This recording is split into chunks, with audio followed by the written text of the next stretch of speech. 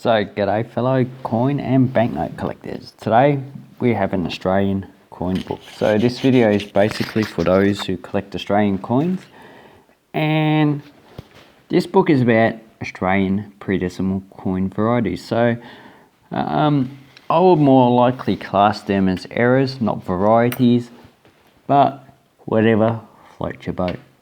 So first of all, I'd like to give a plug out to this guy, Australian Coins and Notes, ANDA, so Australian Numismatic Dealers Association. So that is an association that actually guarantees that the dealer is good, and this is who I actually bought them from.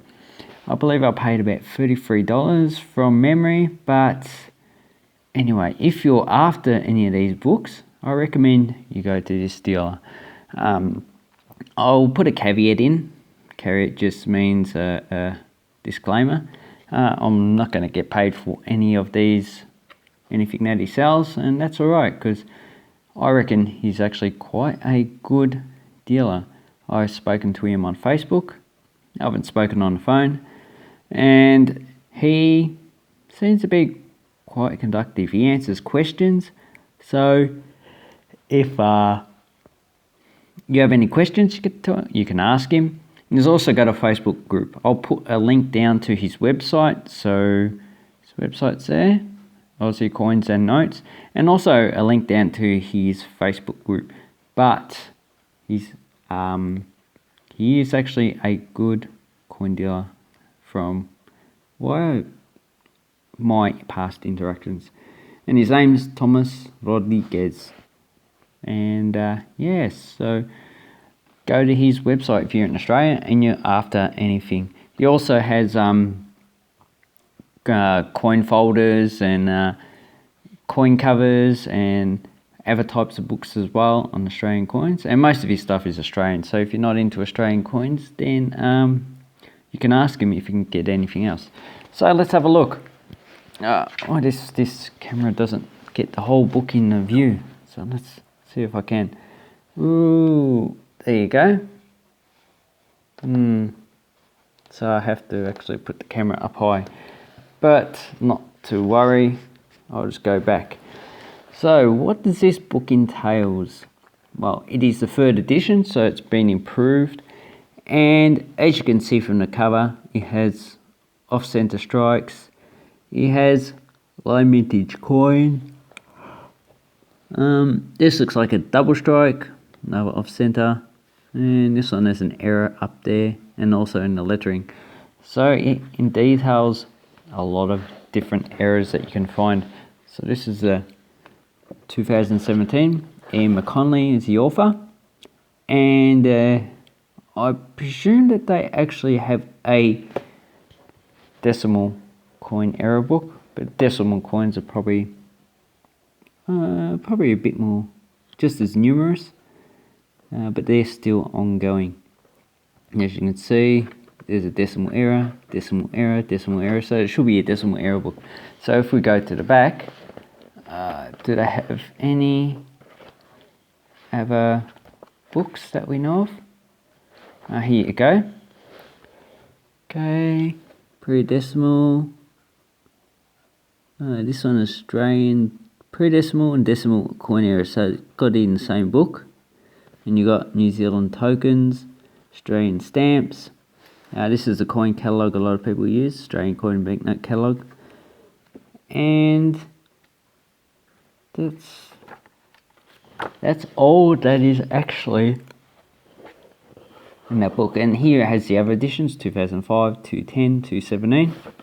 They probably would have just updated with more varieties that to come across. And here we have a list of index. So it goes from denomination from halfpenny to the crown. Then it has some prices at the end that these have actually sold for. And if we look here, we have a forward. So let's go. We have a forward. We have an acknowledgement. I will make another video on another coin book. I guess I'll do better in the next video. But let's keep going. And then we just have an introduction. So, look, nice error coin. And the halfpenny gives information about the halfpenny. And this is the famous mule. So let's have a look. So this is a mule that's a half or quarter anna, I think, from India. That's the Indian side, and that's the Australian 1916 halfpenny. So that's actually a good introduction. Australia's rarest coin. I think there's only 16 of them. Then it has information on a lot of varieties. So, or a lot of errors. So you can get dots, you can get cuds, lots of cuds, die cracks, missing parts of the date, more die cracks here, lots of die cracks. Most of these are die cracks, but it would have information of so these are the obverses and the reverses. These are not errors, these are actually the varieties. So now you'd like have different number of dots, like reverse C is 106 dots, reverse D is 104, reverse E, okay, H of half is aligned with denticles, and H aligned with thin denticles. So that's a variety that people actually need to know, because if you have like a reverse E on, or no, a reverse C on a reverse E coin, then that is a nice variety that you don't have. But if we look at the information it contains in the book, and it goes through every denomination and every year. So you got 1925 up here, 1926, and it gives you all the information about what to look for. Pennies and half pennies are most numerous. Florins, I find, are actually not as numerous, and it gives you the rarities. So scarce, rare, rare, rare. Most of them are rare. So if we turn to a random page, this is the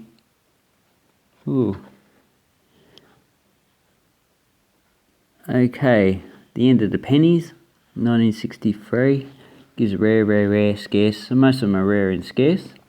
So that's what you're looking for. And here we have the sixpence. You can see there isn't that many for 1952. And there isn't that many for, there's a lot for 1953. 1954, not that many. And if we have a look, you can see there's a die crack, die crack, die crack, card, die crack, die crack, die crack.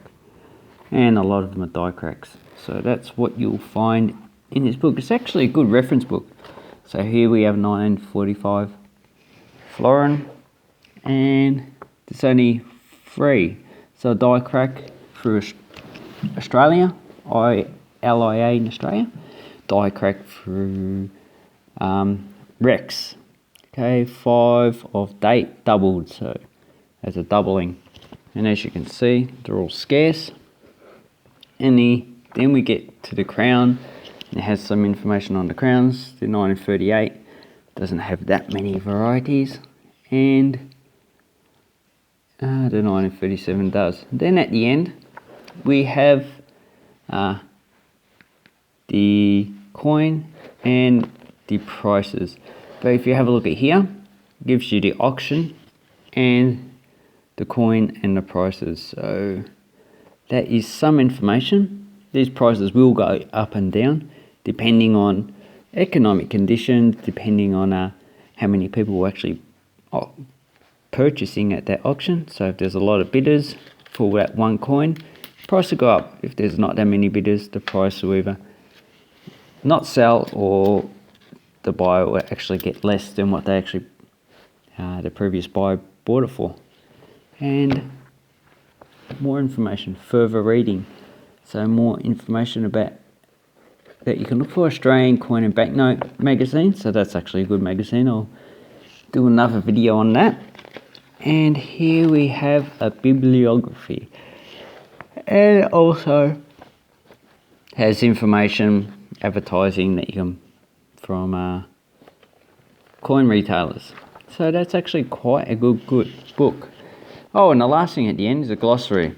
So you can learn terms and alteration, broad strike, and if you're not too familiar with these but you're interested in Australian coin, then you should actually learn these type of words that we use in the coin collection industry. Sometimes they actually give pictures as well. So anyway, that's a good book, not full of too many pictures, but then that would actually take away from the information that you actually need, because a lot of these errors you can quite easily identify them yourself just from word information. So Renniks Australian Predecimal Coin Varieties, nice book, very handy actually, very handy if you collect predecimal coins. So you get it from this guy, and thank you very much for watching and have an awesome coin collecting time, people. This is Glenn signing out. Have a nice day. Thank you.